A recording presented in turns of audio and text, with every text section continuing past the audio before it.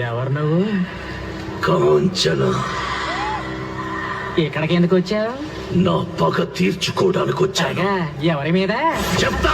కటిక వాళ్ళ కథలు ముగియ కంటి కొసల అగ్గు ఎగయ కండ కండగ ఒళ్ళు నరక కసి కసిగా గొంతు కొరక మృత్యు వచ్చి కేకలిడగా ప్రళయనాదం జగతి వినగా చుక్క చుక్కగా నెత్తు రోడ దిక్కులన్నీ నక్కి చూడ చిత్రహింస చేయుచుండ శత్రువులే మాసిపోవగా.